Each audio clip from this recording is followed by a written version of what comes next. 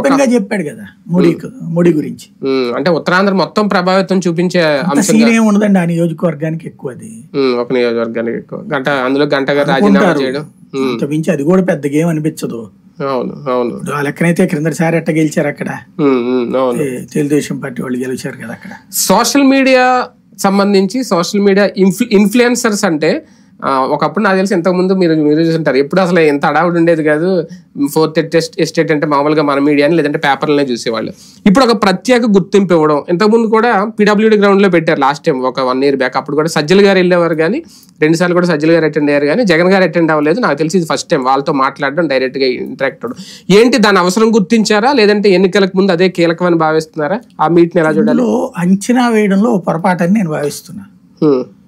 Influencer means ఒక మాట మాట్లాడితే ఎదుటి వాళ్ళ ఆలోచనల మీద ప్రభావితం చేస్తారు.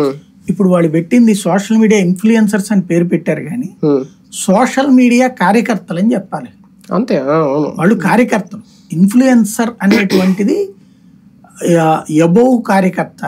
అంటే జగన్ అభిమానులు ఉంటారు అందులో, వైసీపీ అభిమానులు. అదే అనేది వాళ్ళంతా అభిమానులే, వేరే వాళ్ళు ఎవరు కాదు. ఇప్పుడు వాళ్ళు ఏం పెట్టారంటే మన చంద్రబాబు గారు పెట్టినా, ఇప్పుడు వీళ్ళు పెట్టినా వాళ్ళ పార్టీ అనుకూల ఇన్ఫ్లుయెన్సర్స్ పెట్టారు. అది ఇన్ఫ్లుయెన్సర్ అనే పదం వాడడం నా దృష్టిలో తప్పు అనుకుంటున్నాను నేను. ఎందుకంటే ఇన్ఫ్లుయెన్సర్ అనే ఇది ఇప్పుడు వాళ్ళ దాని మీద వాళ్ళు ప్రభావం చూపెట్టేది ఏంది. ఇంకా ఇప్పుడు జగన్ అన్న సూపరు పుడింగి అని చెప్పడానికి కార్యకర్త వాళ్ళ యూట్యూబ్ లో చెప్తాడు, వాళ్ళ వాట్సాప్ లో పెడతాడు. అతను ఇంకా కొత్తగా ఇన్ఫ్లుయెన్స్ చేసేది ఏంటి? వాళ్ళ కార్యకర్తని వాళ్ళు ఇన్ఫ్లుయెన్స్ చేయక్కర్లేదు కదా. ఇన్ఫ్లుయెన్సర్ అంటే ఎవరు? తటస్థ ప్రజల్ని ప్రభావితం చేయగలిగేటటువంటి వాళ్ళని ఇన్ఫ్లుయెన్సర్స్ అనాలి. మీరు బీజేపీ పెట్టే మీటింగులు ఇన్ఫ్లుయెన్సర్స్ అంటే ఇట్లాగా బీజేపీ అనుకూలం అనేటువంటి వాళ్ళని పెట్టదు, న్యూట్రల్ గా ఉండే వాళ్ళని పెడతది, కార్యకర్తలు పెట్టదు. అక్కడ కూడా బీజేపీకి అనుకూల జర్నలిస్టులను పెడతది. అనుకూల జర్నలిస్టులు, ఇన్ఫ్లుయెన్సర్స్ మీన్స్ జర్నలిస్టులు యాక్చువల్ గా, కార్యకర్తలు కాదు. జగనన్న జిందాబాద్ అనేటటువంటి వాడు ఇన్ఫ్లుయెన్సర్ ఎట్లా అవుతాడు? కార్యకర్త అవుతాడు. కానీ చంద్రబాబు నాయుడు జిందాబాద్ నువ్వే రావాలి నిన్న చంద్రబాబు గారు పెట్టారు ఇన్ఫ్లుయెన్సర్.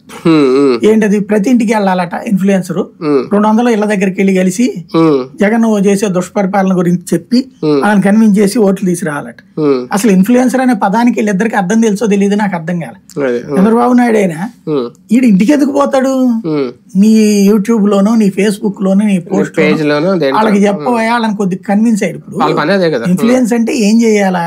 ప్రాక్టికల్ గా అర్థవంతమైనటువంటి విశ్లేషణతో ఆలోచన రేకెత్తించేటటువంటి విధంగా ఫేస్బుక్ పోస్ట్ ఉండొచ్చు, ట్విట్టర్ పోస్ట్ ఉండొచ్చు, ఇన్స్టా ఉండొచ్చు, ఏదో ఒక దాంట్లో ప్లాట్ఫామ్ తనకున్న